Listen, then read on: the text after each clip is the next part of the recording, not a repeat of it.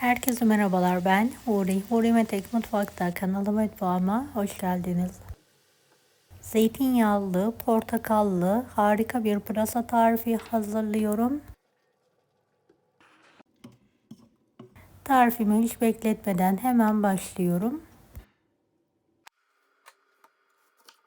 Yarım kuru soğanı piyazlık olacak şekilde doğruyorum.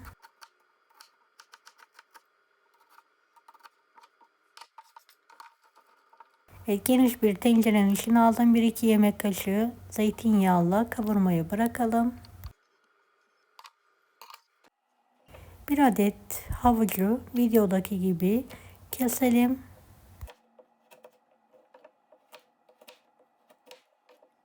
Şöyle ince şeritler halinde kesmeye devam ediyorum.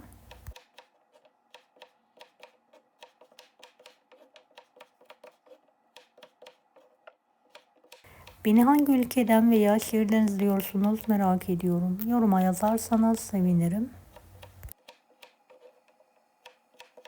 Bir portakalı, yarım limonu ortadan ikiye keselim ve sıkalım.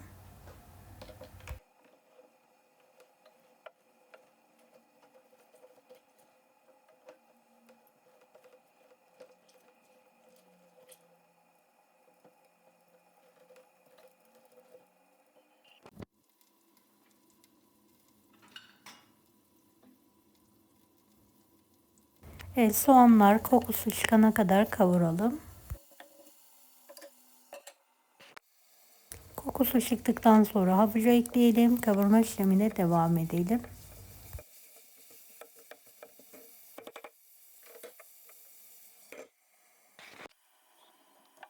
Bir kilo pırasayı videodaki gibi keselim.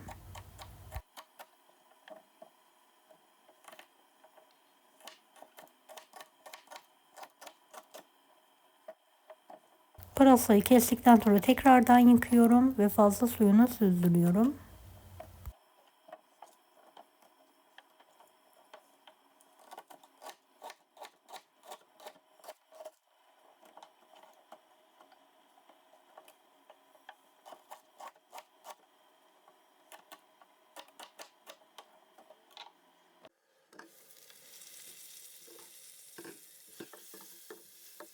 Evet, havuçlar ve soğanlar kavrulduğu üzerine yıkadığım pırasaları ekliyorum.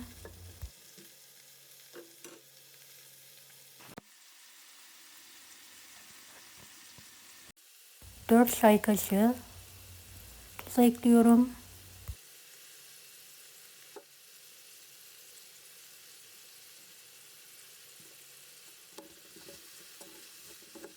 Ve karıştıralım.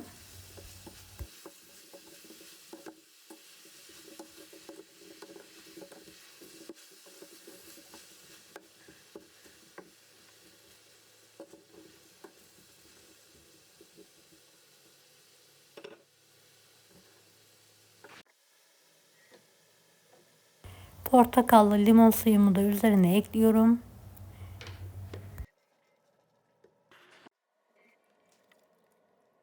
Evet, damak tadına göre de biraz su ilavesi yapalım.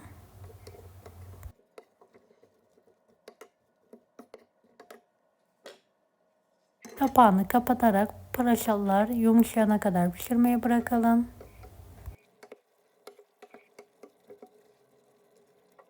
Ara sıra ezmeden pırasaları karıştırabilirsiniz.